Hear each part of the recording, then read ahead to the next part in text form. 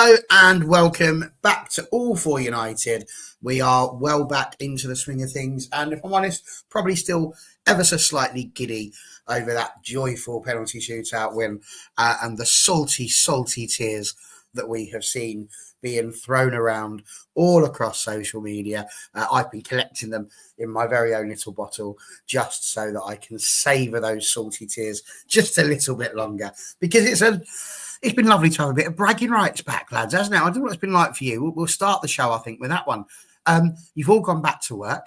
You must know an Arsenal fan somewhere. I knew one, and he straight up told me, just stay away from me, don't talk to me this week. And it was lovely. It's been such a long time. It's usually me that's having to give it the old, oh, yeah, just leave us alone. Don't want to talk about football this week. Andrew, what's it been like around your gaff, around your place? Any good Arsenal fans that you've been able to give a jolly good roast into?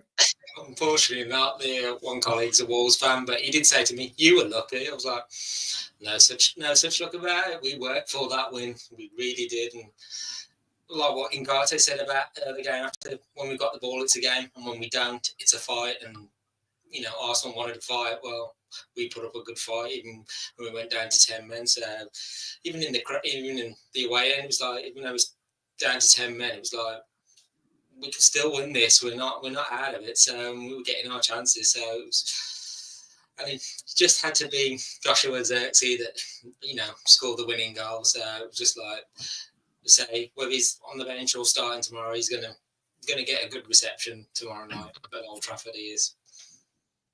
No, absolutely. Apparently Arsenal are losing now as well, which is adding to the jokes, I feel. John, lovely to have you back on. Welcome, 2025. Happy New Year to you. First time we've seen you on the channel this year. But, I mean, to be fair, I would imagine most football fans don't bother arguing you what would be in the owner of a gun shop. I would imagine they're much too frightened to come chasing after you and shouting and all of that sort of jazz. But on the off chance that they did feel like they wanted to, you got any Arsenal fans that you've been able to have a little dig on? Because let's be honest, it's just sweet, isn't it? Yeah, there's a couple who I know Arsenal fans out there, and it's always nice to be able to give them a bit of stig.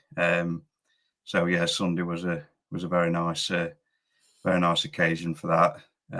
You got the them being all upset about not being able to take the chance and everything like that, and yeah, it was nice that we managed to get one over on them this time. Absolutely that. I'm not entirely sure what's gone on here. Connor's just put, "I'll let myself out," and I'm not even sure what he said beforehand.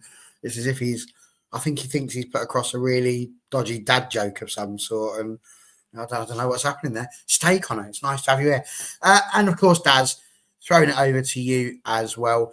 Same sort of thing, really. I mean, how happy are you feeling about that wonderful weekend? Because you'll have seen a lot of people over social media, lots of Arsenal fans. To be fair, quite a few that were very... no, it didn't show, Connor. It didn't. It really didn't. The comments have shown, but yours hasn't. I see these ones. Look, there's all of these. Sean's spoken to us. Beanie's spoken to us. Box has spoken to us. Sean even saying Arteta getting sacked, but your one hasn't shown. Just this one and this one. So, sort it out. You're in charge. What's going on? But yeah, you'll have seen a lot on social media, Daz, but this must be nice. You must be getting a fair few pelters in the old comments. Can't hear you. Hold on. Start again. Absolutely. Sorry. I'm absolutely loving it, because it's, when we beat Man City, you get people saying you beat the worst Man City team in history. They're in a crisis. But then we go to Liverpool, a place where notoriously hasn't been great for Man United. Anfield seems to be that one ground that we're petrified to go to, and I'll be honest to say that. And to come away from a draw, and people are like coming out saying, but you're celebrating a draw, not actually realising that a draw for any team at Anfield is a good result. Because they don't, you don't get many points at Anfield, even a prime Man City, even a prime, Arsenal over the last couple of years. To then go to the Arsenal game and play absolutely fantastic. And I think what was more impressive for me at Arsenal was the character that we saw, because it's not easy going down to 10 men at any time, certainly not to an Arsenal team that are edging towards a title challenge, or that their fans would like to think that they are. So to hold our ground and put on what I honestly think is the best Premier League defensive. I know it wasn't a Premier League game, but the best, defensive performance from any team this season. I'm absolutely buzzing, and I'm just nervous about this week, Southampton, believe it or not, because we mentioned this, didn't we, last week, about how it's quite easy to be up for a Liverpool game, be up for a Man City game, be up for an Arsenal game, because they're your rivals. It's how you transfer that character over to teams like Ipswich, Southampton, and if we can transfer that over, then I'd be the sort of person that would come out and say top four's possible, even though we're in a really awkward position, because I think the 3 teams that we've just got results against, massive. I think you're right. I mean, it's very interesting because the weekend when we were talking about this ourselves, I thought that actually the 7 games that we've got coming up, I was watching the show and I was getting on the comments and everything. And I said that those 7 games, we could very well be in the top 6 if we were to get sort of 6 or 7 wins out of that. But it's a 12-point gap to get from us to 6 now. It's not the closest of things, but I genuinely believe you've only got to look at the results we've seen yesterday and the results that we're seeing at the moment in the Premier League. There's very much an opportunity still.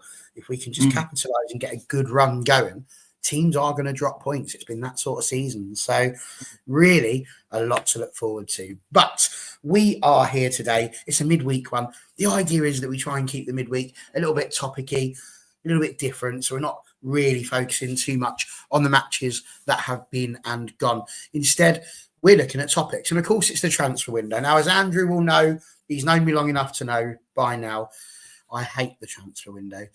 I can't stand it. There's all this stuff. I long for the days back in the old days where you just read the paper and that was the only bit of gossip you had to see. You could just go past it, no problems, and you weren't fussed. Now it's everywhere. Everywhere you go with social media, it genuinely is out there. So I'm not too fussed about who we're getting in, all of that sort of stuff, because it's all just pie in the sky until somebody actually says for a fact it's going to happen. So what I'm interested in is us, what we've got currently, because those people still exist. They're here, they're ours, and we can actually do something with them. So I figured that today's show would be a really good one to try and take through. It's naughty, Beanie and Connor, very naughty indeed. I thought it'd be nice to try and see who it is at the club that we need to keep in order to rebuild. Because what I often hear, and I hear it a lot during the year and during the season, is, this player needs to go. They've been saying it a lot about Rashford. Rashford needs to go. But this transfer window is the first opportunity that we've actually had in order to try and release someone and sell someone. They can't go in December. They can't go in November. So it feels like a pointless statement. But now is the time to have that conversation. So I'm interested in which players do we need to keep, because we can't just get rid of 15, 20 players and bring in another 15 or 20 and have a whole brand new squad. So we've got to start thinking about who it is can stay to help us to bridge the gap to the next big squad and the next big team that we think we're going to get. So that's what I'm looking for today. So we're going to kind of take it in positions. We're not going to go through individual players, because if we do that, we'll be here forever. And that's not really what anybody wants or needs. So instead, we're going to look at positions. So the easy one to kick off with is the goalkeepers. We've got 3 registered on the books as it stands. Obviously, we've got Bayindir, we've got Onana, and we've got Tom Heaton.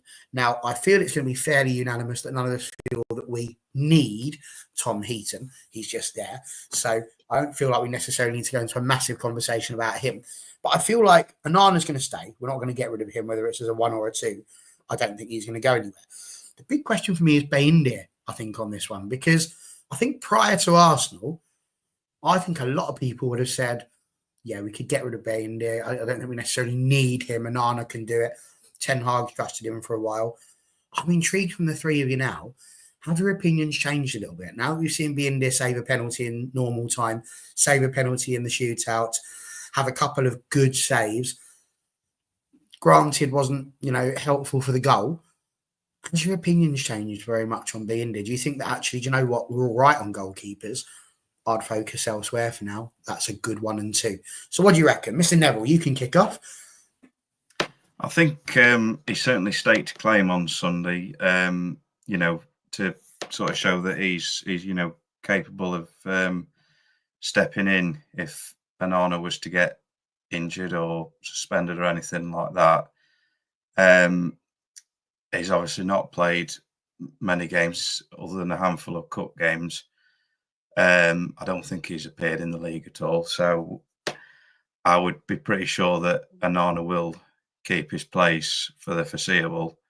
But I definitely think he's, after that performance at the weekend, he's capable of stepping up if there was to be an injury or anything to Andre Onana. No, for sure. I mean, it's interesting. You've got Bot saying sell all the keepers. Onana's not consistent enough. He's at an age when he's in his. He's not an age where he's at an age where he should be. Sorry, in his peak. Not like when we signed a 19-year-old developing David De Gea. And I think the thing I'm trying to get at here is not: is this someone that we need to sell in a year's time, or is it someone that we need to get rid of now because we desperately need somebody else to be in that position in order for us to be successful? I would argue that Onana has done enough, whether it's consistent or not, to show that he's adequate enough. I don't know. I suppose it's a bit like if you was to have a flood in your house or something like that. It's like, what 5 things are you going to go and grab? You know that everything else is going to go. What are you going to go and get? And we've all got our own things, and it'd be the same thing. If you needed to go and get yourself 5 Man United players, which ones are you choosing to keep that's going to help to create that spine that you can build upon? It's that type of thing. So by all means, you might feel that Onana needs to go. No problems with that. What do you reckon, Daz? Would you be keeping Onana, keeping being there? Did you think it's a problem area? What's your thoughts?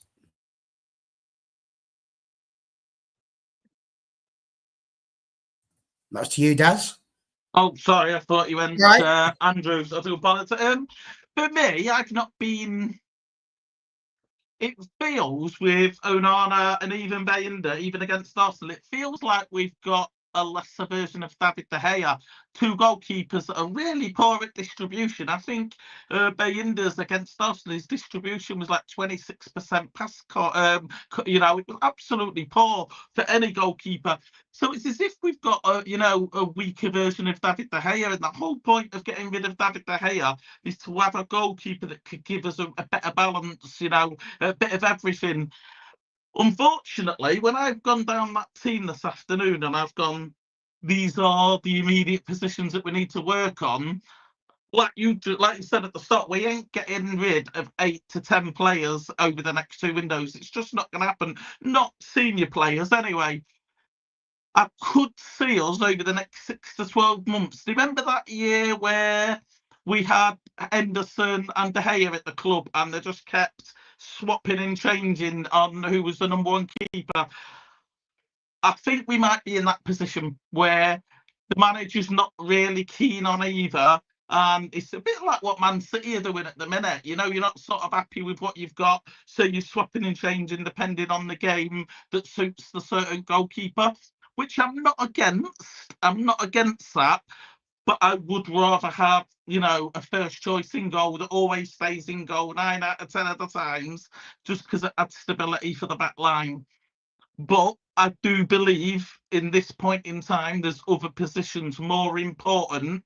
And if Manchester United are as skint as people are trying to lead us to believe, we really can't afford to be sacrificing a midfielder or a striker for the sake of swapping a goalkeeper. But maybe in 2 to 3 years, if this inconsistency or this poor distribution continues, then I would be looking at a new goalkeeper down the line. It's reasonable. And again, I don't know that I've seen anything from the goalkeepers that really makes me feel like they are outstanding. But I think I've seen enough that with a decent defence and a decent bit of time, they might be okay. And we've been spoilt for goalkeepers. We really have. We had Peter Schmeichel who was just outstanding in his field for such a long point of time. And then we had David De Gea, who's done a decade as well. And don't get me wrong, we had our fair share of rotters as well. Massimo Taibbi, anybody? What a moment that was. And of course, the amazing Roy Carroll, who just scoops balls out from behind the Tottenham line, and it's still a save. Those were the good old days when the refs were on our side. Andrew, for you, where do you stand with it? Do you think that Onana's going to be the number one? I don't think there's any danger about that. But have you changed your mind on being there? Do you think that actually he could be a reasonable number two, and that we should probably concentrate more on what's going on out on the pitch rather than in that goal? Do you think he's done enough to do that, or were you still a bit nervous and feel like actually the plaudits are good, but let's be honest, it's one game and we're all just a little bit giddy because we've knocked out Arsenal? It's probably, well, if you look back to last month, the game against Tottenham, Baindy didn't cover himself in much glory, did he? We know conceding that goal, but in the game against Arsenal was his redemption of some sort. And like Dad says, his distribution from the goal kicks was like every time was going wide or out for a throw. And I'm like, but he backed that up in other ways with the brilliant saves he did, and during open play and the penalties as well. So just let's say selling Baindy might seem like a nice decision, but you could say he may be too good to sit on the United bench. And he's brought in as a clear number two to Onana, and Baindy is finding opportunities hard to come by. I know Ten Hag promised him time in the cup matches, which Amorim, when he came in, said, I'll honour that promise that was made to you. So I expect the Niners to be back in tomorrow anyway. So I just think I don't want to see Baindy wasting his, he wants to play. So is it the right thing to let him move on and you go and get that game time? Because who wants to keep sitting on the bench all the time? And it's like we're saying about, you said earlier about Tom Heaton, do we keep or sell him? Well, some ways you could keep him because, well, it's only if we ever suffer, a real injury crisis and goal he's called up, but he's still an accomplished goalkeeper, but his experience is going to be more for the younger goalkeepers coming through so he can help them out. So it'd be very rare if he ever gets a game at United. But like I say, and Andre Onana, like his first season with us wasn't that great. He was coming as De Gea's replacement, and he scrutinised. He made a few high-profile mistakes. De Gea did it as well, but this season he's shown a lot more consistent. He currently leads the race for the Golden Glove in the Premier League. So, he's probably still got a few more dodgy moments in him, but he's our number one goalkeeper at the moment. But I just feel like he's the least of our worries at the moment. So there's other areas that we need to fix first. But yeah, that's my thoughts on the goalkeepers. That seems perfectly fair to me. So the goalkeepers, I didn't think was going to be the world's longest conversation. To be honest with you, I felt like we were in a reasonable position when we started to talk about them. And I do think that actually goalkeepers, we're probably okay for now. I don't think, as Beanie said a little bit earlier on, I don't think they're top of the pile. I don't think that's something that we are desperate for. I think what we've got is enough to plug the gap and do what it needs to do. I think the further forward we go on the pitch, the more heart surgery, for want of a better term, needs to be underwent, I suppose. But we are going to look at the centre backs, and I'm just putting these out here so that people can see we've got. So the way I'm trying to split this is we're going to look at the three centre backs. Then we'll look at potentially who the wing backs might be, so slightly different there. Then we'll look at sort of the midfield three and then the forward three and how they are. So we'll kind of look at it that way and sort of see. I know that the further forward we go, the more fluid it gets. But this is, as I see it at the moment, and certainly according to the club, the centre backs that are at Manchester United at the moment. So we have got Victor Lindelof, we've got Matthias de Ligt, Maguire, Martinez, Euro, and Evans. So that's 6 people to fit into 3 positions. Now, some would argue that's the perfect number because you've got 3 and then you've got a standby for each one of those, depending on what happens. And with everything that's happened defensively with us, I love this idea of having a standby just in case. are there any names there that sort of stand out for you? And I don't particularly want to keep going around and keep asking you individual questions. If at a point you feel like you want to, jump in, either pop your hand up or say something and just go for it. But I mean, for me, I'm looking at those 6 and I'm actually quite content. I don't look at any of those 6 and think, do you know what? I actually think we need a better defender. I think Lindelof is fine as a backup. I think De Ligt, he's having his moments, but that tackle against Arsenal shows that when he's on it, he's on it. He got back and he nicked that off of the foot of the attacker in such a good way. I keep him. Harry Maguire is just a man among men at the moment. Absolutely unreal. Constantly showing his haters up. Martinez, again, he's a bit dility at the moment. He's sort of at it and then not at it. But we know how good he can be. Lenny Euro is just one of the next best things I think that we've got coming through the club. So I can't see any major dramas there. And Johnny Evans, I mean, we might as well just let him stay until he decides he wants to retire, to be honest with you, because he's a perfectly useful person and a good ambassador and lots of experience in the club of actually winning a league under a successful manager as well. So for me, I wouldn't touch those 6. I'd look at that and I'd go, do you know what? That'll do. If we need to look at it again in the summer, fair enough. But for me, I'm happy with that 6. Anyone disagree? Anything there? I completely agree. The only one I had a question mark on, and it's not because I want him to go, just because I feel is at a point where he might retire at some point, and that's Johnny Evans. If he makes a decision to the club now that he's gonna disappear in the summer, maybe go into coaching and out with the youngsters in the team, then I'd be looking at the free market. Is there someone that we could pick up on a free, a young guy that we can invest in? Not just keep our eye on him so we're not going to the market and having to spend £30 million to replace a 6th choice defender. It's just not needed. Maybe there's an academy player that he's got in mind that would just come up and, replace Johnny Evans naturally. Only other one, and again, it's going to come down to his choice, not our choice, is Lindelof. I am more than happy for Lindelof. There's not many 5th choice defenders in the Premier League. In fact, there's not many 5th choice defenders in Europe that's better than Lindelof. He comes in, he does a job. I mean, he's called the Iceman for a reason. He's just cool, calm, collect. He's not a William Saliba, but he's not a liability either. He's just what a 5th choice should be. Come in, do your job, do it okay, and go home. And I really like Lindelof for that. If he wants to move on at this point, having been around 3-4 different managers, then what can we get for him? But can we replace the defender for the same sort of money? Because I don't want to be investing money in replacing him. If we can get £15 million for him, that needs to be the budget to replace him. Nobody else jumping in there. On, John, what are you going to say? I think out of those, I would perhaps think that Lindelof's time might be up. He's, I think his contract's up this summer, and he seems to be injured quite a lot the last couple of seasons. So I would think perhaps the only one of those who might, he might move on would be him.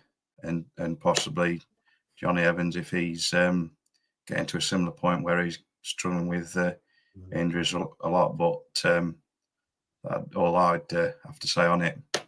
Yeah, generally, I think I'd agree with you. I think that the 2 names that we mentioned are the 2 that you would imagine to be the first to leave the club in that position.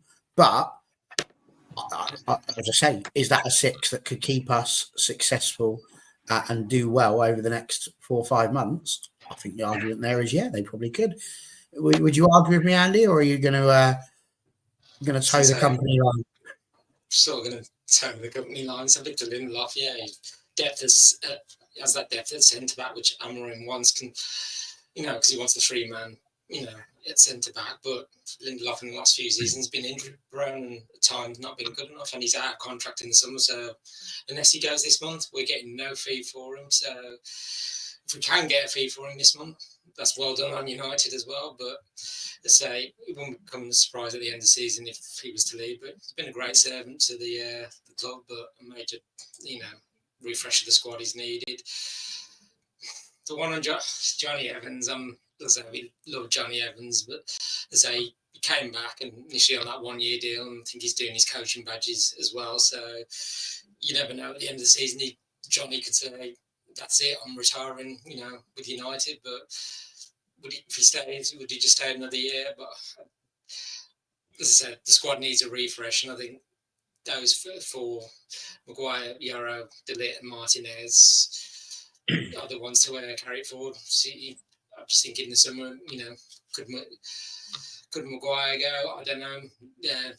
Martinez, who knows what Amarin's got planned for that squad? He's like, as he said in today's press conference, he said, "Yeah, I've learned some stuff from the bigger games, but tomorrow against Southampton, I'm going to learn a lot more about my players. So it's those games where we're expected to win. I will find out a lot more. But each passing game, he's finding out. I think he said last week. He said, "I love all my players. They're all talented, and but." At some point, he's going to be moving some of them on, so they're not going to be part of hopefully the success is going to be coming in the years. But yeah, for me, Lindelof, I expect to be gone at the end of the season. Johnny Evans, whether he stays or he retires or goes somewhere else, we'll wish him all the best because it's Johnny Evans, and so we love singing his song at Old Trafford. So, but let's say an absolute great servant, won everything with us. Won't begrudge him. We wanted to move on. Good old Johnny Evans, you've got to love him. I just wonder, who are your three, as in all three of you, who are your first three? Who would you pick? Because I look at De Ligt, Maguire, Martinez and Euro, I struggle to see which one of those I drop. I think it's that close between them four. I think I would probably go De Ligt, Maguire, Martinez, but I really want Euro to go, and I can't. So where are you with that? All of you. Go on, you can go, Daz. I agree with you with that. I think Euro being very, very missing out, only slightly, but then it could be that we could do something quite rare. And I know we only start 3 at one time, but have 4 starters and then they move depending on the game. So someone like Arsenal, and I know people don't like that, but I like modern rotation like that. I think if you're playing an Arsenal and you're playing a Liverpool or Man City, you're 100% going to get the best out of Harry Maguire, especially if you play him in the middle of that pitch. I don't think it's exactly. I don't think he'd be as good against Southampton as he was against Arsenal, just because that game won't require that by him. But the Southampton game would require a more of a ball-playing defender, which means you'd then drop De Ligt in the middle for me, and then put Lenny Euro on over Harry Maguire, and then have your Martinez in the Euro, moving forward with the ball a lot more. But one other question I've got before you pick the 3. If Harry Maguire continues with the form that we've seen quite recently till now in the end of the season, given the fact that his time at Manchester United has been 50-50, it's not all been good, it's not all been bad, the fans are sort of hot and cold with him, 1 minute they love him, next minute they hate him. If we was offered 55-60 million quid for him in the summer based on a sensational 5-6 months, would you cash in on him? Knowing that the next 4 or 5 years could be 50-50 still. It's an interesting one. So go on then, pick your 3 and tell us what you reckon about Harry. I honestly, I don't think I would, even though he can't score from 8 yards. I think I would. I think I'd keep him at the minute because his mentality is just second to none. Like when you're looking at players that you want with the right attitude, I don't think there is any player in our club that you can hold up better than Harry Maguire for how to handle yourself. He doesn't allow himself to get taken in by the people. He just lets them have their opinion. You like me, don't like me, don't care, whatever. I think he's huge. And I think he's captain in all but armband, if I'm honest with you, in terms of how he carries himself. I don't know what you two think. Andrew, John? I was going to say, just to add on, at the moment, the way the Arsenal game played out, it's got to be till the end of the season. Maguire, Martinez, and De Ligt. I mean, just on De Ligt Sunday, like you said, that last ditch, clear. And, you just got the crowd got up even, they wound up even more. And De Ligt, It reminded me a bit of Nemanja Vidic. You know, he just say that his starting position to get back, he was literally just. I think he hadn't twigged. Oh, an Arsenal attack is on here, whereas Maguire had and started to move. You know, to start blocking off the Arsenal defenders. De Ligt was just about a second off it, but he got back on, and like I say, sometimes Vidic, sometimes like just reading the game and like, oh, I can get back for this, but Maguire, I just think, they've extended it by another year, so whether that's looking towards the summer where he might move on, who knows? But I think with Yoro as well, you know, yes, he had an injury-prone start to his career at United, but the more he plays, the more his value's going to mature as well. And there's every suggestion, but only time will tell on it. He can become a megastar, you know, if he can live up to the hype as well. So, but yeah, for me, till the end of the season, just gently ease Yoro into life at United, like Amarin said about other players as well. So, like, I'm not going to be. I've got to think about rotation. I've got to build these players up. You know, I can't, have them burn out straight away. So, but yeah, that would be my 3 till the end of the season. And who knows what happens in the transfer window. John? Yeah, I'd agree with that as well. Yeah, De Ligt, Maguire and Martinez for the starting 3. I think they've looked very accomplished the last couple of games. So yeah, I would be sticking with them, and I wouldn't let sell Maguire even for that sort of price now. How he's been playing, he's really impressed me with how he's turned his form round and everything like that. So yeah, I'd be happy to keep him. Very good. Right, and we better change that. It seems like we're his defence team, not just me. So get that out of there. But yeah, very good. So there we are. That's the centre backs. I think I tend to agree. And as I said, I think the conversation gets a lot more nuanced the further forward on the pitch that you go. And as a result, we can now take a look at the wing backs. Now, the wing backs is a really tricky one because I put in the wing backs slot the people that are actually defenders. And of course, this is going to open up the conversation. Do you stick with defensive wing backs in that respect, people that are recognised as defenders and fullbacks? Or do you go with some of the more attacking wide players that we've seen? Because we've seen, obviously, Ahmad has gone into the right wing back slot a couple of times. Garnacho potentially could go into that sort of position. So could even Anthony, I suppose, to a degree. So there's a few things there that we could go with. But looking at the players that we've got, bearing in mind we're concentrating a lot on the players that we have and who would keep for those positions, it's very interesting. Now, Box put this up. This was going to be one of my questions. It's almost like he's seen it. But Mazraoui, does he potentially move into that conversation with the 6? When we're saying we don't need an Lindelof or perhaps Evans is going to be too injury prone, is Mazraoui one of those replacements already? And we tuck him into the 3 so that he's more central rather than being a wing back. So that's one part of your conversation that I think you want to think about. Beyond that, obviously, you've got Terrell Malacia, who's been out for about 800 years and has only just returned. We've got Diogo Dalot, who has got a lot of huff and puff about him. But, we talk about a 50-50 defender. This is someone who is inconsistent at the moment. Sometimes he's brilliant. Sometimes he's an absolute liability. You've got Luke Shaw, who spends more time on the treatment table than he does on the training pitch.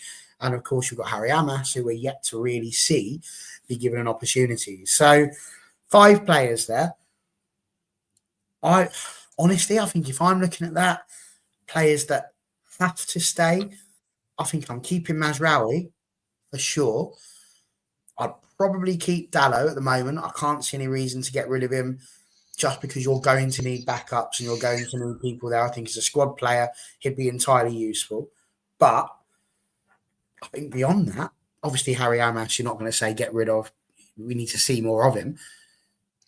I think I'd probably let Malacia and Shaw go, which is scary because that still leaves us without a proper left wing back as it stands. But again, throw it out amongst you. What are you guys thinking? So I'll go on that one. I was going to say Luke Shaw. So when Luke Shaw is fit, he's one of the best defenders in the league, but as I say, his career at United has been plagued with constant injuries, a bit like when we used to have Phil Jones, and love Phil Jones, but as I say, now he's more injured than he is fit, so which is a shame for a fullback of his quality. And I feel like we can't continue to hold on and hope he gets past these injuries now. So is it worth in the summer, United actively trying to sell him, while we can retain some value? But sustained injuries have ruined his career. But there could be a club out there willing to take a risk at a certain price. So, but it's just how much we get for him as well. So it's just an interesting one on Luke Shaw.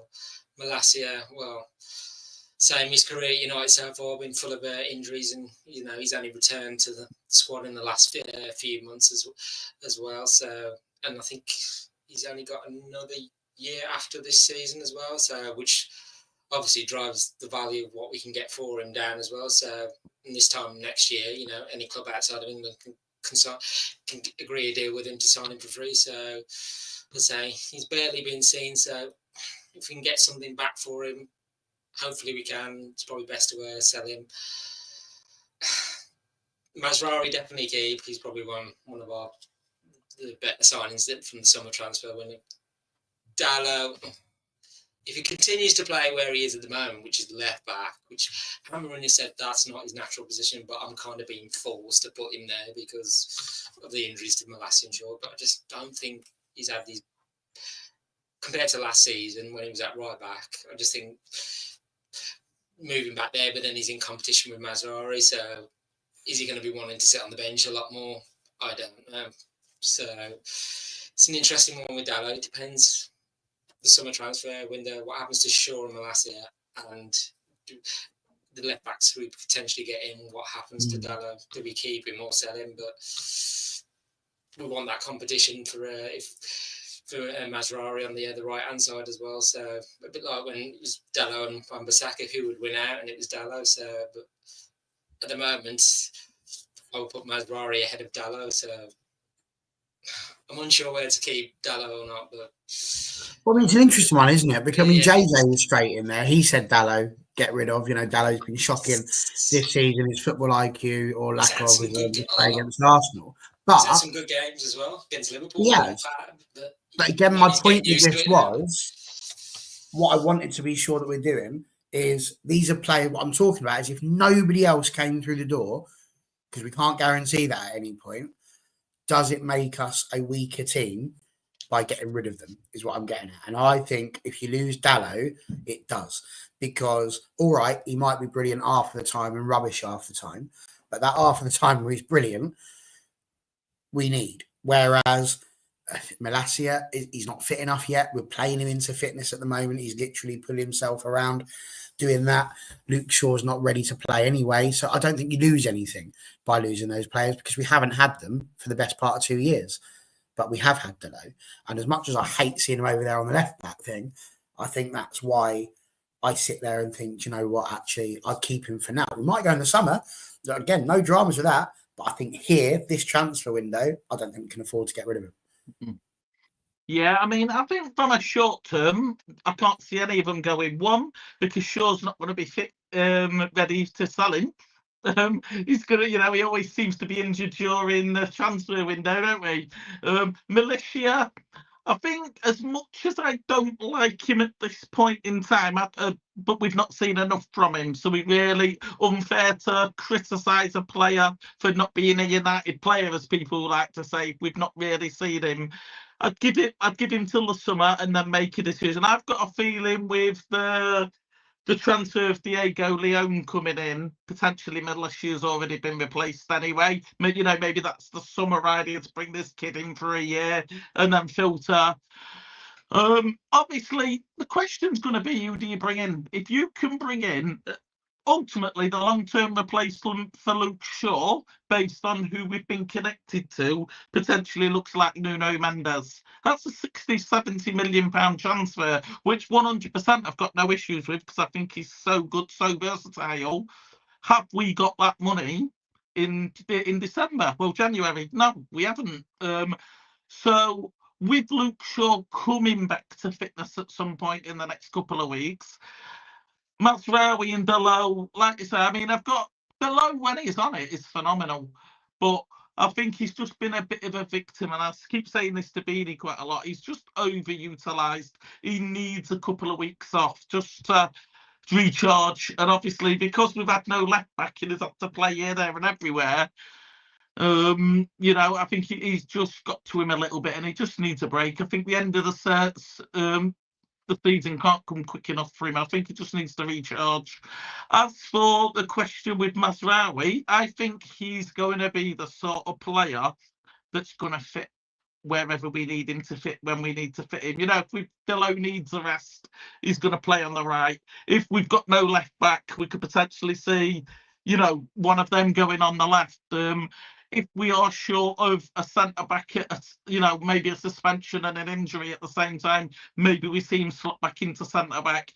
And I think he's going to be that important for United that he'll play every single game, but we might not see him in the same position every single time, if that makes sense. But I like that. I mean, I've had Mazraoui for me is the one person that I would use as a perfect example that sometimes a player can play in different positions and it just suits him. I mean, I use the forbidden fruit quite a lot, but James Milner being a really good example. James Milner was a jack of all trades, but he never had a bad game. He just suited him playing wherever the manager needed him to play. And I think Mazraoui, as a starter, would be that man. I'd rather see him as a long-term right back and maybe see Dalot moved on at some point.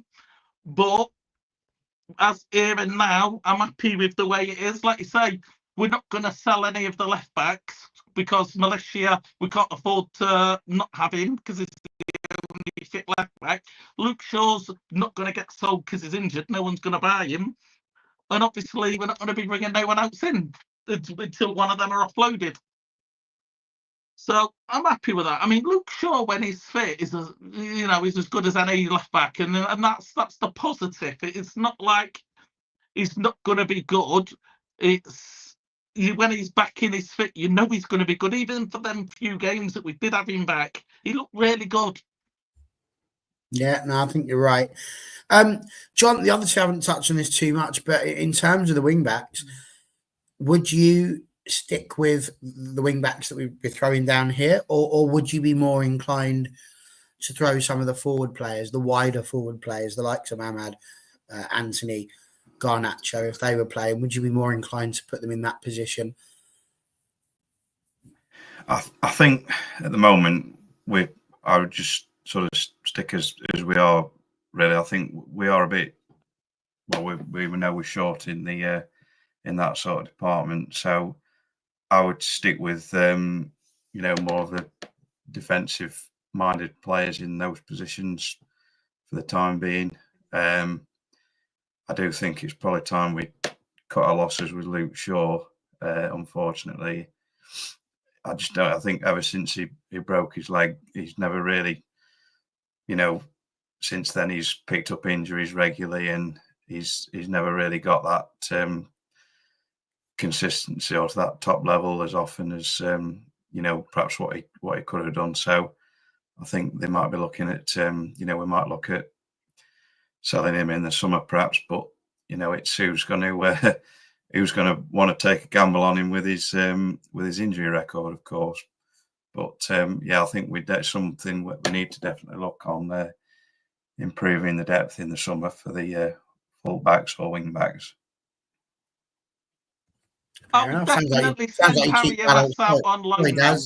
Sorry. I was just going to say, John, Dalot, would you keep him as well at the moment? Yeah, I'd keep Dalot. Yeah, I know he's got his problems with his discipline at times, and some, sometimes he gets caught out, and there's some, ends up costing us a goal here and there. But for his, he is relatively consistency and reliable, so I would keep him for that reason. Cool. Go on, Daz. Yeah, I would definitely be looking in this transfer window to send Harry Ellis out on loan. 100%. And I think the Championship, I mean, just using Ahmed Diallo as a perfect example, the Championship's a great place for a young player to learn his craft, because the chances is he's going to play most games because he's still above that level, but it's so thick, so fast, and it's so physical, especially for forwards and defenders. It's a great place for them to be. And ultimately, these players develop into great players. They're not born great. I'm a firm believer that Cristiano Ronaldo wasn't born the greatest player of all time. It was developed through a really good development strategy that you could argue, you know, that started in Portugal and ended at United, and then he peaked at Real Madrid. But it's all part of the development plan, and he's not going to develop if he's not playing. Unfortunately, for whatever reason, whether that's the manager just hasn't seen enough in training that thinks he's not quite ready. It could be that the manager says these two positions are far too important that I just can't entrust on an inexperienced youth player, because we know his wing backs are so important. But if he's not going to be used, and Amarim says he's not going to be used at all, it's so important that he gets loaned out, because he needs to get game time, because he's not going to develop without it. And ultimately, he could do what what's his name? He could do what some of our other youth players have done, you know, go out on loan like James Garner did for 2 years, and actually realise he's not one for you, but you put a sale price on him because he's done so well. And obviously that's what happened with Jimmy Garner. No, some fair points there. Fair points indeed. And yes, he is still very young though. But again, people say that I think you only get better by playing games. I really do. I don't know that you know, get too much out of sitting out. I think they do need to just get on with it. But that's just me. What have we got in here? So this is a bit more of a worry. There's no point having Mazraoui as a centre back. Apparently he's a keeper. So I should have had him in the goalkeeper one. So sorry about that, Beanie. I'll make sure I change that next time. Right. Let's move on to what I think now becomes, I wouldn't say necessarily more controversial ones, but certainly the ones where there's a little bit more meat on the bones, I think, to have a conversation about. And we're going to move into the, excuse me, the centre mid partnerships. And my goodness, I think when you start looking at these, I think it's a bit easier to see which ones you'd take to market. You've got Christian Eriksen, you've got Casemiro, Ugarte, Collier, who obviously came on for his cameo against Arsenal, Kobbie Mainoo, Dangor is one of our youngsters, and of course Mason Mount and Bruno Fernandes. Now, a whole load of players there. Again, I'm sure that Daz is probably going to try and throw out this question with regards to Harry Maguire, but change that same thing to Bruno Fernandes. And I don't know. But the thing for me there, I think Eriksen and Casemiro are just too old now. They're not what you want to be hanging your hat on. They might be good to help with regards to transitioning, but and they're certainly not long term. So if it's not this window, it's next. I don't see their time going beyond that. Ugarte for me, what a player! He is absolutely, dare I say it? I think I might, potentially the closest thing we've had to Roy Keane since Roy Keane, potentially. Don't know how you feel about that. Let's see how people go on with that one. Toby Collier. That would be an interesting one. Toby Collier, obviously a youngster, Dangor, a youngster, they'll be fine. You're not going to get rid of Mainoo. I think you'd be mad to get rid of Bruno. Mount, probably the controversial one there, but I would put Mount in exactly the same space as I put Luke Shaw at the minute, which is something you barely know you're missing him. Now, he's brilliant, don't get me wrong, in that two behind the striker, and the pressing that he does is superb, but the best ability is availability, and he's not. How often can you do it? Do you want to keep a player for the fact they might play 15, 20 times a season if you're lucky? I don't know. So that's the conversational points on that one. Centre midfielders who's in the bin, who's keeping, who is massively important out of that list to keep as we move in to this bright new dawn that we have with Ruben Amorim. I think Bruno Fernandes, like you said, has got to stay. He's arguably our best player. Mason Mount, I like Mason. When Mason Mount has played, I think he's been in for our best player on the pitch. His work rate is so good. I think people forget that football happens off the ball as well. And sometimes your success on the ball heavily relies on the work you do off the ball. And Mason Mount is so good at that press that he sort of exposes defence, so our wingers or our attacking midfielders can then, capitalise on that. We saw that earlier this season where Mason Mount pressed the player and then Ahmed then did a double press and score. Not really. I might get the credit for that, but the work was done by Mason Mount, in order for that to be achievable, which I just think is absolutely fantastic. So I'd keep him. Kobe Mainoo, obviously, without being silly, I'd give him the wage that he wants. I think there's got to be a cut-off point, because of his age, his inexperience. But within reason, just give him what he wants and give him make sure you're giving him a 10-year contract for it, because there's no way I want to give him a 200k contract for 3 years for him to then hold us ransom in 3 years for another 100k. Not happening for me. I think the big two that I think would be in the conversation to leave is going to be Casemiro and Eriksen. I'm happy to keep Eriksen until the summer. I don't think when he's played this year he's been bad. He's not been a liability. He's just not been good. He's just old. He's lost his legs. And I think in the right game, his experience and his knowledge would be really crucial for this team.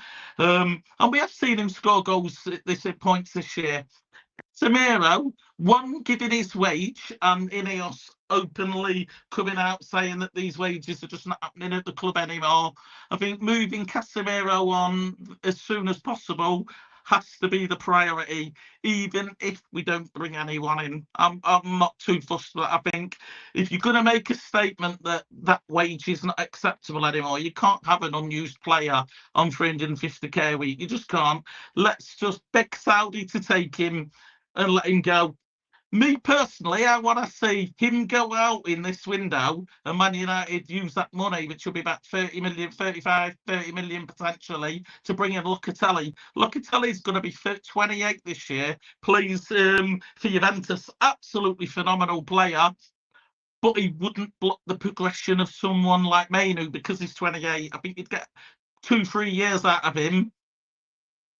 But he wouldn't block the progression. But right now he's in his peak, but he's a bit like Ugarte. He just runs, and Ugarte on paper isn't a world-class player. He's far from it. He's got loads of flaws to his game, but he's the right cook for what Manchester United needed.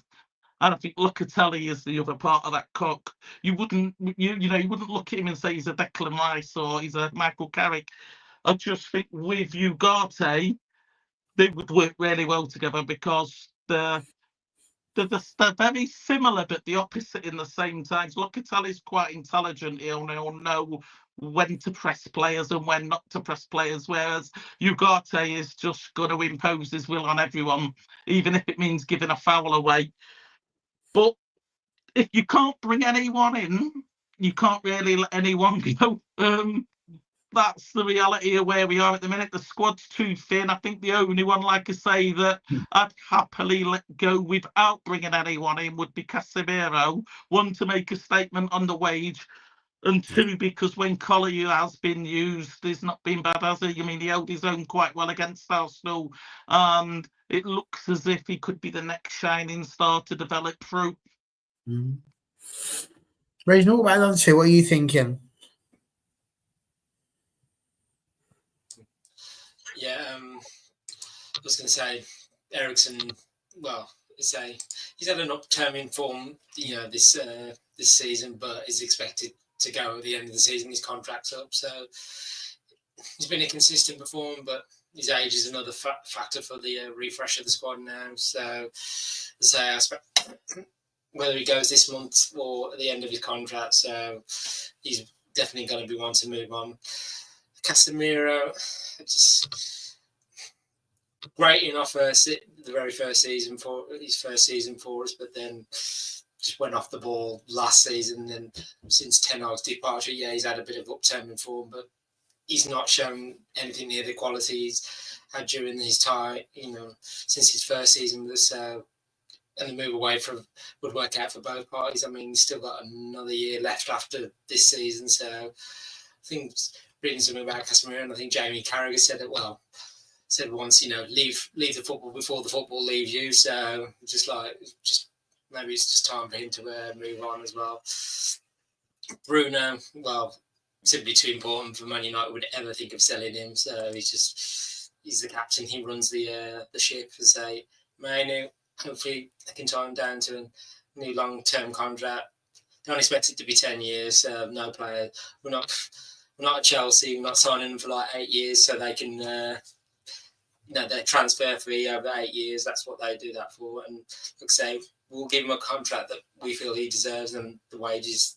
So we're not breaking the bank, as we say, no player is bigger than the club. So, but it's current the way he's going, yes, he deserves a new, longer-term contract as well. But Mason Mount, it's a difficult one with him because should we cash in on him? It's just it looked like an inspired move when we got him from the messy situation he had at Chelsea as well. But he's just struggled for consistency and fitness since he's got with us. And the thing is, you say, would you cash in on him? Would anyone buy him? Like, if you're a football team right now and you see Mason Mount, you're not going to be paying the money we paid to bring him in. Or even close to it, are you? 60-odd million it was. You're going to pay that? I don't think they will. I think we're stuck with him. And Amarin's a big fan of his and thinks he can play within that system. So you could argue, keep him, but he's got to get back and start showing some form. If he keeps breaking down, well, we need a player that's going to be, consistent in their form and playing week in, week out. So it's almost like the jury's still out on him. So as it look again at the end of the season, so move away might help him rejuvenate him, but also might be able to claw some money back. But we're not going to get, what we paid for him back. But it's. Would you loan him? Send him out on loan, maybe try and get a bit of confidence back, a bit of momentum, that sort of thing. Is it something like that you would do? See, so we need all the players. Because Amarin's looking at every single player, so he's rotating a lot, probably a lot more. That's why the lineups now are down. You probably can say certain players are going to start, but then the others you're like, well, he wants to see what they're made of, but. Until Mason Mount is injury free, then I like Mason Mount when we press, because you can see when Bruno presses, he's like pressing and he's looking around like, I need all of you to come with me to do it. I can't press alone. When Mason Mount does it with him, the opposition are a bit more under attack as well, and we can retrieve the ball more quickly. But I say end of the season we'll find out. Mason Mount if he's got back in the side and returned to some form, but it just Collier definitely keep. There's no way he's going out on loan this in January. They've pretty much said that. And when he came on against Arsenal, I was like, because we had Eriksen and Casemiro, I was like, ooh. I thought would he have chosen one of them two over? But I can see why the younger legs and like I say. The rest of that second half and the 30 minutes through extra time, he was everywhere. Like he was putting in the shifts. He's done himself no harm in that performance. Expect him to be on the bench tomorrow, but you never know. He might have forced his way into the starting 11. Depends what Amarin wants to do. But it's just Lingard. He just shaky start. Start of the season, but. He's a fighter, and he's pretty much said it after Arsenal. I will fight for this club. So, which, as you said, he could be the equivalent of Roy Keane. I think so. It's an interesting one. It's a very interesting one. Where would you go with it, John? Because Mount has shown that he's definitely got the potential to be there. His finishing hasn't been great. He's had plenty, I think, of opportunities to try and put the ball in the net. He hasn't quite managed to do that. So that side of his game hasn't been great, but the defensive side, the pressing side, winning the ball back, all of that sort of thing, he's been more than reasonable at.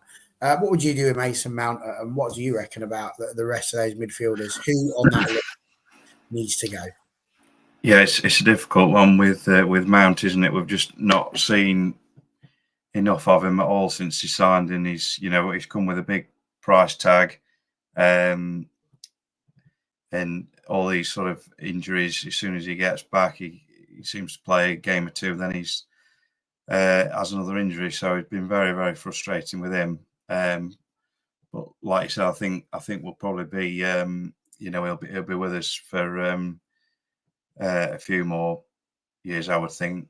As was mentioned, Amrim seems to be quite a fan of him, so I'm sure he'll try and work him back in at some point. But as for the others, I think we'll probably see Eriksen and Casemiro depart either this transfer window or in the summer. Like we know with Casemiro, his wages are a big issue now. But as for others, like Agate's come on a lot now since his first few games. He looks like he's really settling in now. Mainly looks like he's getting back to the form that he was showing when he got in the team last season. And I thought Toby Collier looked immense when he came on Sunday. He was, really putting himself about, getting stuck in, and really impressed me on Sunday when he came on. I agree. I think I would play Collier over Casemiro without any problem whatsoever, I think, in the future, which is why I'm not too fussed if he goes. Certainly the rumours are abounding that he's going to go off to Saudi Arabia, but this is the thing, we get these players in that are big names, we pay them a ridiculous amount of money and then wonder why it is when they're 34 years old we can't get rid of them if they haven't quite worked out. Shocking, isn't it? Okay, last little one then. We've done very well in terms of going through the team, but forward line. And this one is the one where I probably expect there to be maybe a little bit more of what Daz likes in these sort of things. Maybe some fireworks will fly. Who knows? All depends. But the forward line has got some very interesting ones. So, obviously, we've got Rasmus Højlund. We've spoken a lot about him. Maybe he might be the best striker that we've got in terms of the ones that play regularly, but he's certainly not at this moment in time at the level that we would need him to be if we were going to be properly challenging for the Champions League spots and such like, because he's not getting enough goals, I think is the criticism that people come up with. We've got Marcus Rashford, who of course is being linked with just about every single club on the planet at the moment. I think Forest Green Rovers are trying to launch a late bid as well to see if they can get hold of him. But obviously he is probably the highest profile player that we've got in terms of possibly exiting the club this transfer window. We've got Joshua Zirkzee, we've got Ahmad, Garnacho, Anthony, Ethan Wheatley, obviously, is someone who we've seen play a few times for the club this season. I'll put Jadon Sancho in brackets because the question there is, he's gone to Chelsea. What do we think? Have we seen anything there that makes us think, well, actually, he could be a useful cog? Or are we quite happy to just let him carry on at Chelsea? It's a new manager now. There's no Ten Hag to worry about. Different regime, different abilities, different thoughts. I don't know. It's something to bring up there. The one thing I would say, on a personal level, I would not be getting rid of Marcus Rashford, but that's just me as if I was managing it. I fully accept that Ruben Amorim doesn't look like he rates him. He doesn't want to keep him for whatever reason, whether it's attitude, whether it's because he doesn't think he can fit into the system the way he wants him to. I don't know. He's obviously made that decision and I'm fine with it. I'm not sat there going, oh, Amorim's an absolute tool. I hate him. It's none of that. I just wonder if maybe Marcus Rashford being the best natural goal scorer that we have on that list might have been a good idea to keep when we're struggling to get goals. So from that point of view, yes, I would keep Marcus Rashford. But looking at the rest of them, I would argue that with the exception of Amad Diallo, every single one of those is fair game. What would you think? Yeah, I agree. Well, literally, what you've just said, I think Amad Diallo is the only untouchable player for me in that team, in the forward line. I think Rashford's going. I think we all know he's going to go. Where he goes is, like you say, is linked to every Tom, Dick and Harry. I'd like it to be a loan move, because right now I think Rashford's worth about 30 million quid in the market. However, if he was to go to AC Milan, absolutely smash it, help AC Milan get into a position where they can challenge for the title, because they're really struggling at 6th, 7th in their league, and potentially, do something special when Rashford was to get 20 goals, or 20 goal involvements. That price tag could potentially go from 30 to 50 quite easy. I think Xerxes I'm on the fence with. I'm on the fence with, there's 2 or 3 games where he's looked good, he's looked really good, and I look at him and I think we can develop this lad. And then the games where he's looked bad, he's looked to the point where I'm like, I don't want him in this team. He reminds me far too much of everything that has gone wrong with Manchester United in terms of signings. Anthony, funny enough, hasn't had a bad game under Amarim. He's not had a great game either, but he's not had a bad game, which means he's improved from having loads of bad games under Ten Hag. So I'd be interested to see how he develops. Could he be used as a right wing back as and when, just be a squad player? I think this is going to come down to, for me, the 2 players I think I'd allow to leave this window, but it would be conditional that we brought in another forward, would be Garnacho and Rashford. I think I'd happily let both of them go. I think Rashford's time, for like you said, for whatever reason, is gone. If I had it my way, I'd have liked Amarim to have worked with him a little bit more. Let's see if we can reprogram his brain a little bit. I don't know, work some Amarim magic, and let's bring that Marcus Rashford that we all love back out, that confidence, But it looks as if he's going on. Garnacho, he's got so much expectations to be the next Ronaldo. And in reality, I don't see it. I think he's looked entertaining and really good, but knowing what I know now, I think I prefer Anthony Elanga over him. Obviously, we didn't know how good Anthony Elanga would be when he went to Forest. We didn't know that. But having known what I knew now, I think I prefer Anthony Elanga over him, which tells me that he's never going to be a 30 goal a year or a 30 goal contribution a year player. And if he isn't, let's cash in on him now. I've got 2 options. We either go for the kid at Sporting, but we'd have to go for him now, because I think the minute you get to the summer, the likes of Chelsea, potentially Nottingham Forest, who could argue be in the Champions League, you've got teams like Man City that might even come in for him. You've got, everyone's going to be in for him because it's phenomenal, and they can all offer him European football, which we clearly won't be able to unless we pull out a miracle in the Europa League and win it. Yeah, which is still a big ask. The other one I had in mind, which would be half the price, and I know what Andy's going to say, would be Lookman from Atalanta. I think he's progressively improved from when he was in the Premier League under Fulham and Leicester. He's then gone away in Europe, and I think he's looked really good last year. He was one of the reasons Atalanta won the Europa League. He's looking really good. His numbers look as if they can improve. And Atalanta's not a team that attack you either. So their guys won't get 30 goals a year because they're just not set up to do that. They're set up to sort of be like a West Ham team. Some games will attack you, some games we've just got to defend, and they sort of do a bit of both. But Lookman, I think, would be an upgrade on what we've got. We'd pick him up for about 40 million quid, I think, and he's got Premier League experience. I'll be honest, neither of the names that you mentioned made me go, that's the proven goal scorer I think we need. And I think, in the nicest way, I think that's where Arsenal have struggled as well. I've got friends in a different group chat that I talk to, and I was saying that at the weekend. I think what we saw there was 2 teams that just didn't have a natural goal scorer. And that was the big problem. If you'd have had them, they probably would have managed to get the goals. So very interesting. Some very interesting points there with regards to... you used the term natural goal scorer as well, or proven goal scorer.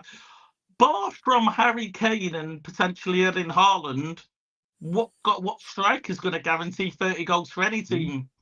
None. So I think we're going to have to take a chance on someone and sort of do our own work. Are these the sort of hard-working players that Amarim would want in his team? The only reason I like Lookman is because he's just got so much heart. I know Beanie's just said this guy, but it's going to be 80, 90 million quid. You're going to get the Premier League tax on him. Maybe. I'd get Chris Wood. But there we go. Andy, John, what do you reckon to the striker list? I think Rashford and Sancho, they've basically burnt all the bridges now. So I think they're going to be looking at offloading them. I'm pretty sure Sancho will go to Chelsea permanently. I would think Rashford will probably end up abroad. It's looking like he might be off to Spain or Italy, perhaps on loan for the rest of the season.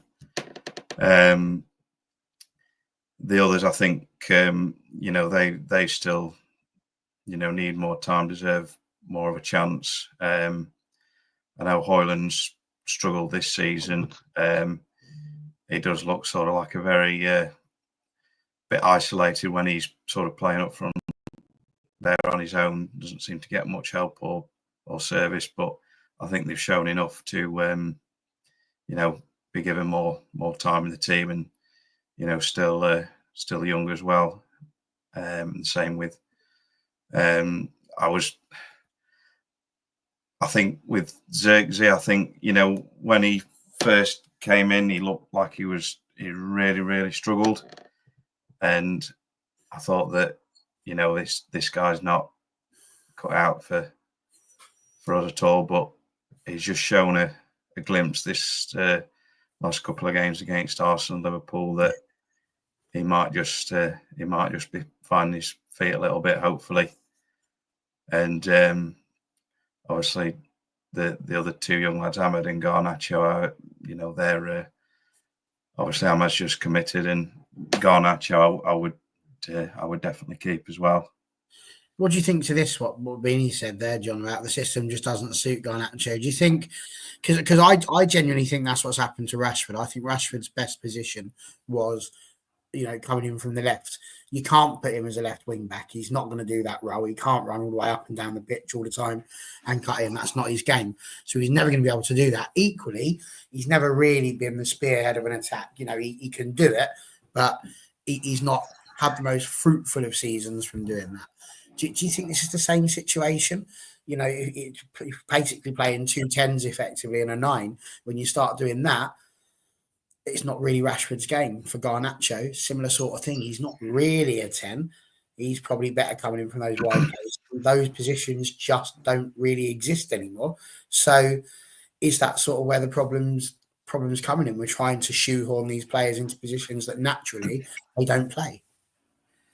Yeah, I think you're definitely right with Rashford there. I think Garnacho, he has certainly struggled with it at first, but I think potentially he could adapt into it a bit more. That time when he's had to do a bit more of the defensive side, he has done it quite well, I think. But it probably has hampered him, like you say, with the change of the system. But I wouldn't like to see us get rid of him because of that. Certainly not just yet.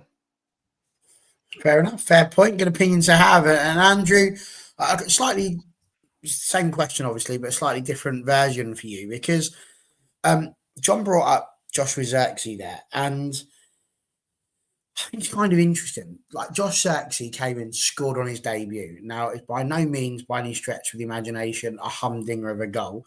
He just was very pacey and managed to get himself onto the end of a cross.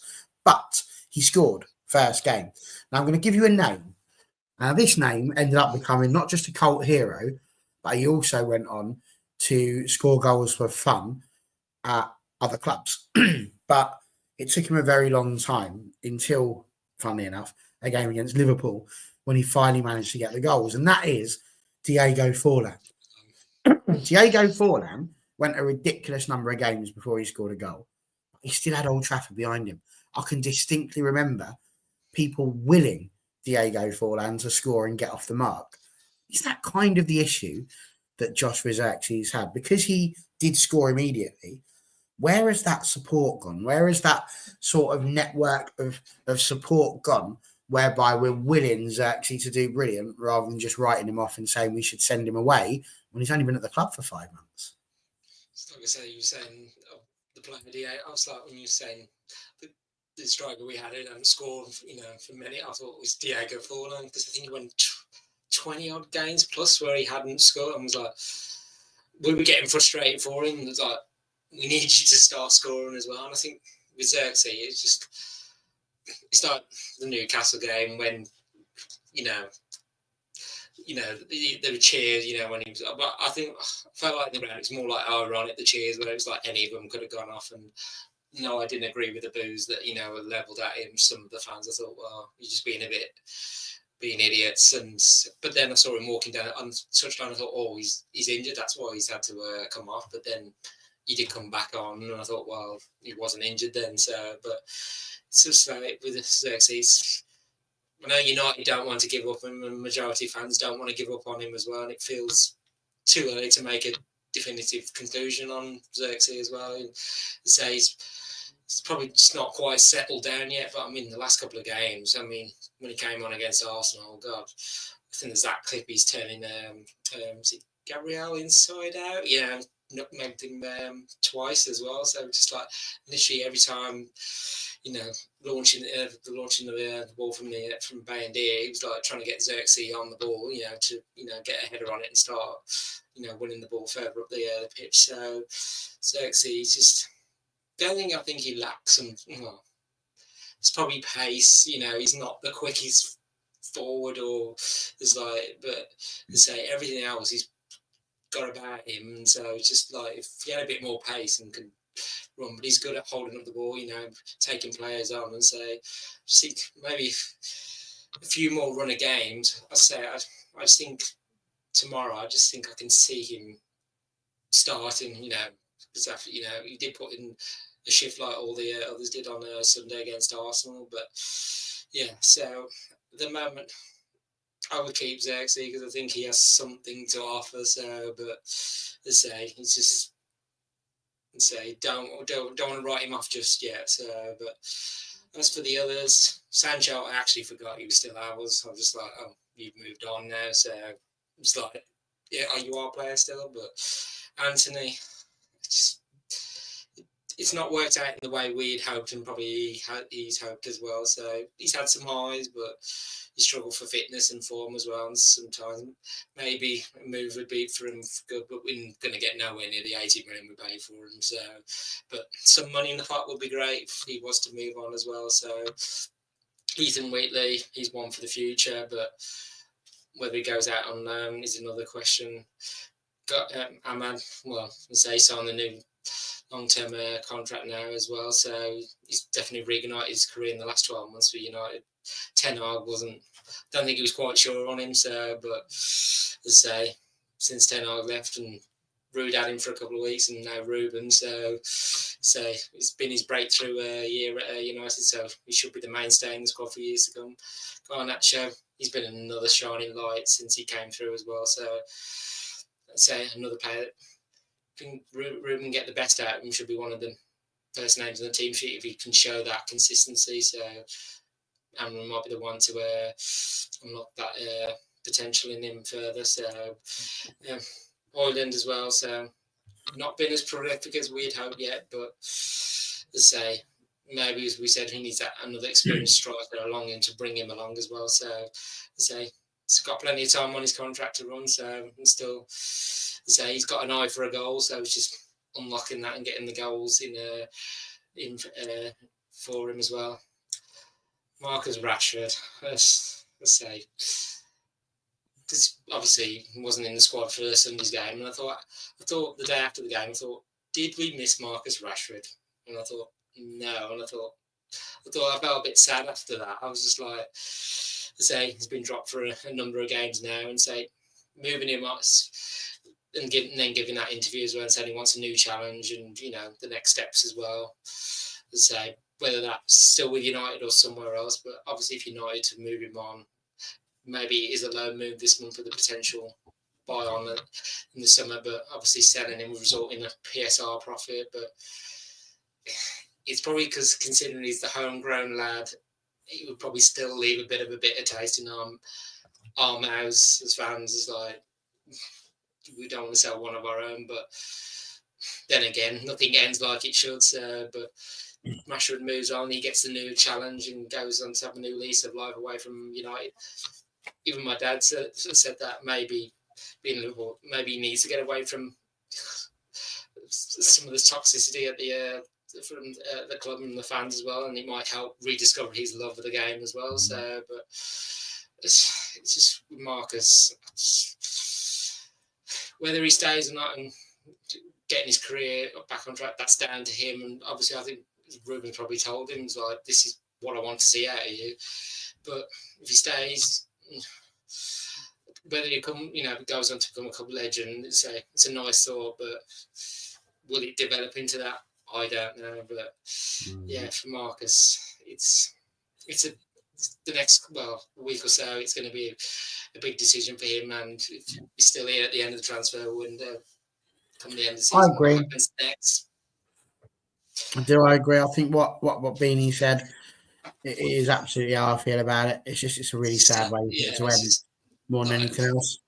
And I wish that it wasn't so divisive. I think people can agree that a player's time at a club has come to an end without it necessarily having to turn into just denigrating the guy, because he's been a terrific servant for Manchester United since he was a youngster. He stepped in when Anthony Martial was injured. Little did we know how that was going to end up turning out years later, in terms of Martial being perennially injured and Rashford coming on and making it into the top 15 goal scorers of all time for the club.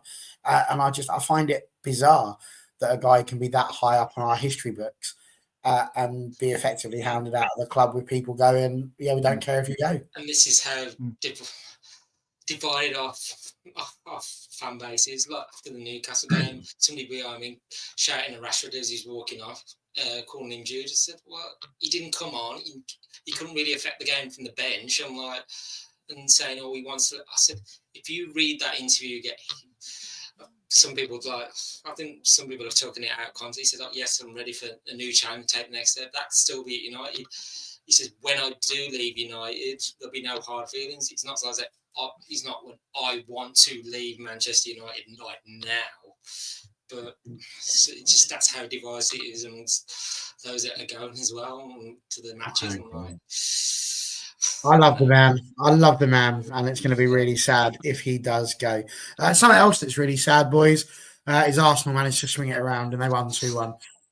It's not quite full time yet, but yes, we win tomorrow. We go above Spurs. So there you go. Well, I was just about to say that. So we are 15th at the moment. A win against Southampton tomorrow would put us above West Ham as well on goal difference, which will be on the heady heights of 12th.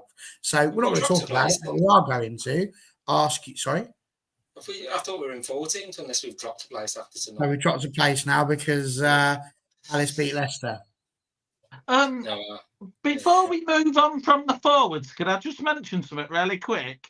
Go for it. I found a quote that's on Twitter. So basically, 442 magazine, the kids magazine, football magazine, interviewed Emeka Robasi. Basically, he's a football agent and he's Jadon Sancho's agent, or he owns the sports group that manages Jadon Sancho.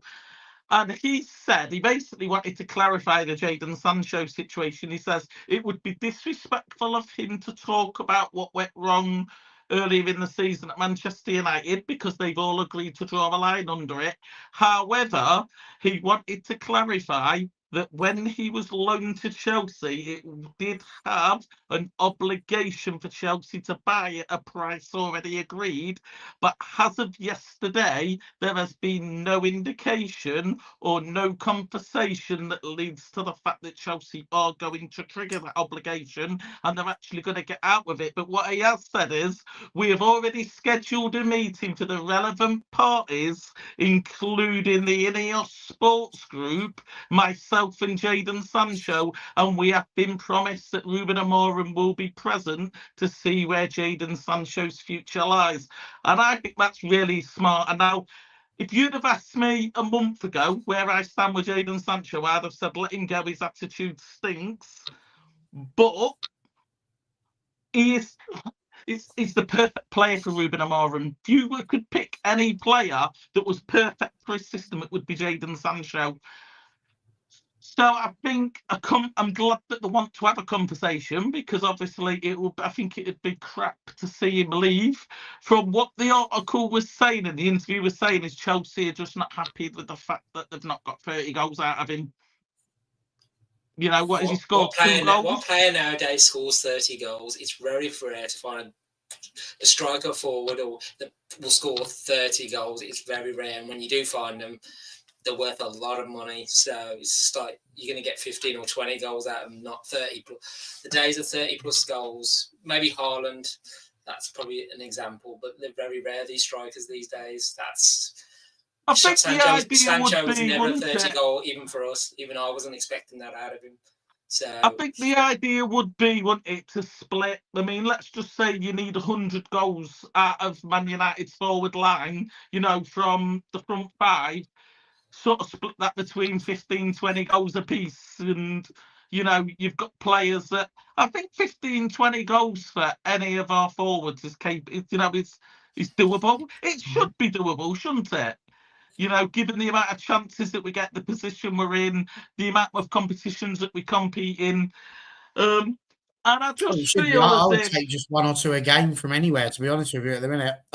Rather than... but yeah, and I just think that has to be Man United's priority in the summer. Sorry, in this window, we need to bring in a forward, because we need goals. If that forward comes in and he helps contribute to 15 goals, whether that's 7 goals, you know, in 7 assists, I know that's 14, but you know what I mean? It's 15 that we wasn't getting before he came in.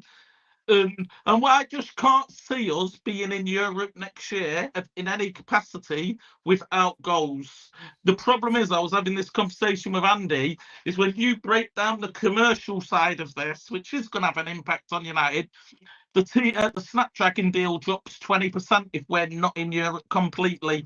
The Adidas deal drops by 20% if we're not in Europe at all. There'll be loads of other commercial partners that will obviously have performance-based in there. Obviously, you lose all of the prize money of being in Europe. You're losing all of the match day fixtures. You're losing all of the TV rights. This could be £300-400 million mistake, you know, not getting European football in the grand scheme of things.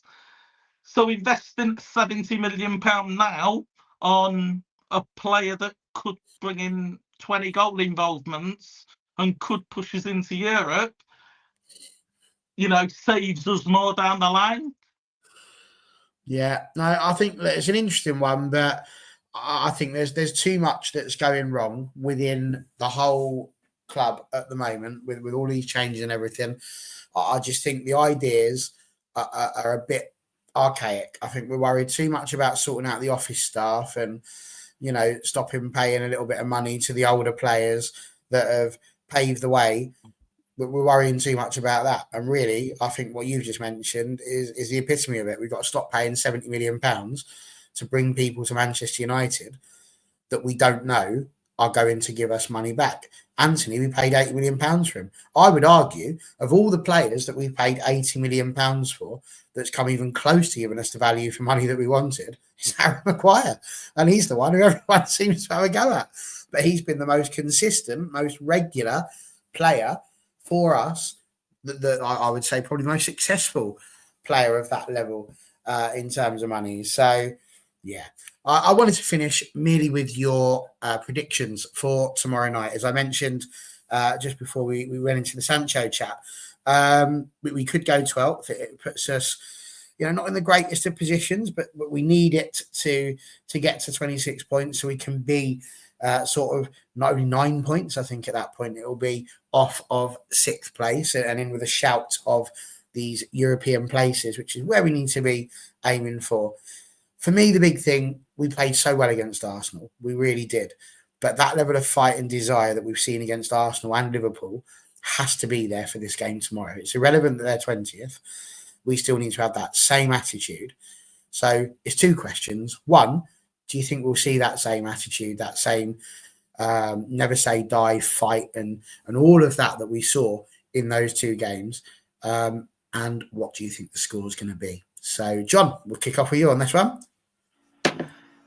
Yeah, it's a totally different kind of game, isn't it? From the the two we've just had, where we've been the underdog and under the cosh. We're back at home, and obviously there's going to be expectation. We're playing bottom of the league, who've only got 6 points all season, so it's a different kind of totally different kind of game, and I just hope that they've sort of settled now into this new system, and then we can play some decent football and get a win tomorrow. So I'm going to go for a 2-0 win. Fingers crossed, hopefully. Very good. Who's scoring the goals? I'll go with Hoyland and Xerxes. Well, I'll tell you what, that would be a moment, wouldn't it? That Daz, for you, what do you reckon? I'm petrified because I think that the reason why I'm petrified is because I think Ruben Amorim is going to feel the need to rotate, and I think we are going to see Lindelof, we are going to see Johnny Evans, I think we are going to see Ericsson, and I genuinely think he's going to rotate, and I think it's going to look completely different to what we've seen in recent games. And I'm going to be sat here at the weekend talking to Andy saying that I told you we were going to get beat 3-0, and I told you it was going to be the rotation that's done it. And I can genuinely, honestly, and on my heart, looking back at the games between the Man City game and, the Bournemouth game, them games, honestly, I can see it, because when you look at the team that they played on there, it was that need to rotate, to need to over-rotate. And I don't think we need to. I think maybe it could be a game where the goalkeepers, you're not going to have a big difference on the game either way, I don't think, depending on which one he goes for. But maybe it is worth giving Maguire a rest and, bringing Euro in that team. Maybe it is worth putting Ahmed at right wing back, making 1 or 2 changes, but keeping the core part of the team very similar to what we've seen. And the substitutions that we've seen very similar depending on what the game needs. But I've got a genuine feeling, and I'm really hoping I'm wrong. If he keeps a similar team to what we've seen, I think we could beat Southampton 2-3-0 really easily, and I think it'll be an easy night for us. But I've got a feeling he's going to over-rotate, and I think we're going to get spanked. Oh, my word. What a thing to do, to go on here and say that. You're a brave man, Daz. Brave man indeed.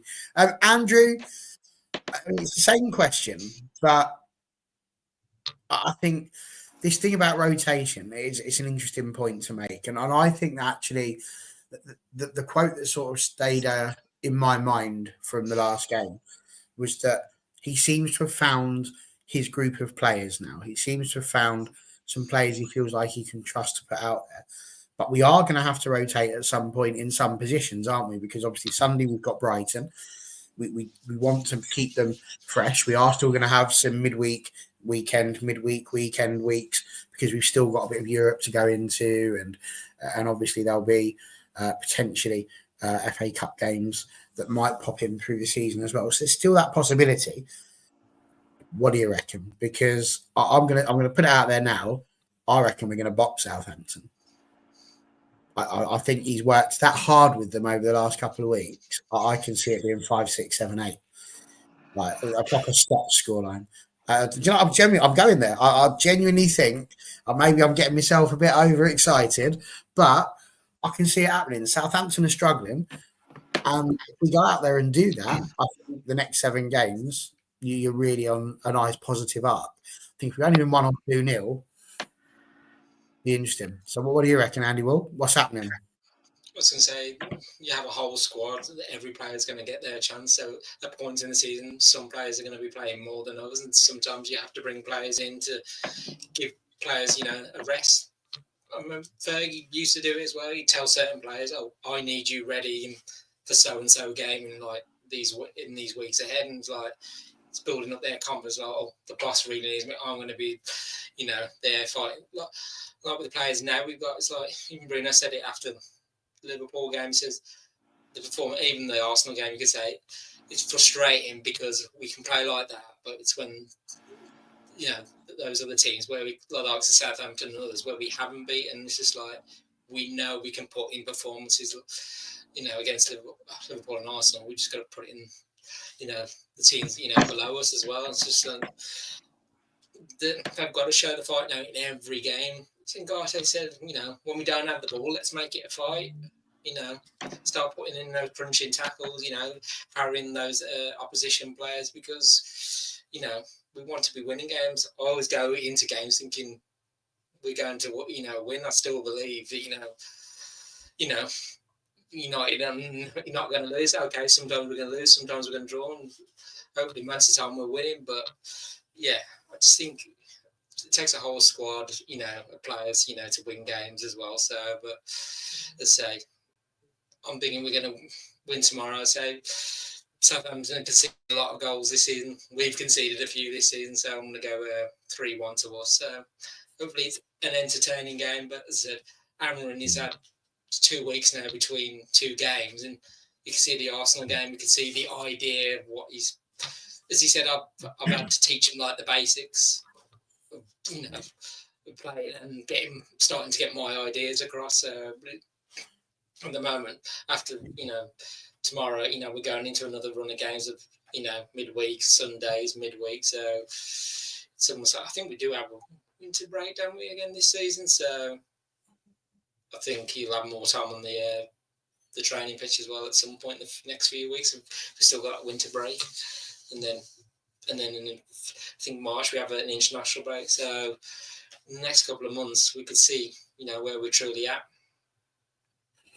Well, I think you are generally right, to be fair. But Beanie, I'd have to say, I do agree with you. If that's the midfield too, I don't reckon we're scoring 6, 7 or 8. It probably will be just a 1 or 2. I genuinely don't see us losing. Tomorrow, and as Beanie says, in Rubin, we trust. And that's exactly what we're going to need to do. Remember, you can catch the match live if you don't have tickets. It is live on TNT Sports. So I'm sure I'll be tuning into that. There will be, of course, live text updates on All for United's Twitter page. And it's at home. So you going, Andrew? Yeah, I'll be there. Excellent. So I'm sure there'll be some video footage and photos and things like that. The last one from Andrew was particularly David Bailey-esque. So we do enjoy our stuff there. John, are you going?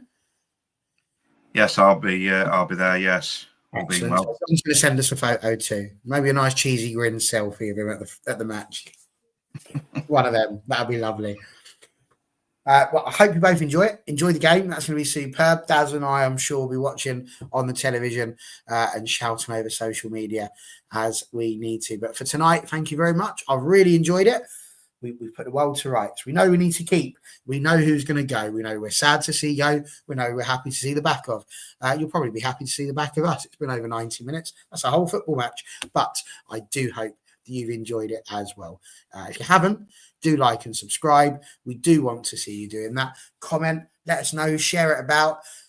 Get on Twitter, follow us on there. Instagram, follow us on there. TikTok, follow us on there. All of these guys you can follow. You've got your TikTok, your Twitter people here, Andrew Wall and John Neville. Go and follow them. Daz, go and find him on TikTok there and give him a little bit of grief over the fact that he thinks that Man United are going to lose, because that's just outrageous to come out and say that. And he's getting clips up if we win by 6 At or least 7. this time I really do hope I'm wrong now. I've just got an awkward. I mean, Beanie said it himself, Casemiro and Eriksen in midfield, but I can see it. But Oh, well. I'm hoping I'm wrong. I'm hoping I'm back on the show in the next week or so, and you three are giving me grief because we've won 5-6-7-0, and it's probably the best, a double hat trick somewhere. And I really, really hope I'm wrong. Absolutely. We all hope you're wrong as well. Have a lovely evening. Take care, everybody. It's been superb. We'll be back Sunday night with Andy taking the reins. Daz will be there. I think Adam Hadfield's coming back as well. So there might be another 1 or 2 people. But come and join us Sunday. Enjoy the game, and we will see you next weekend. Night all.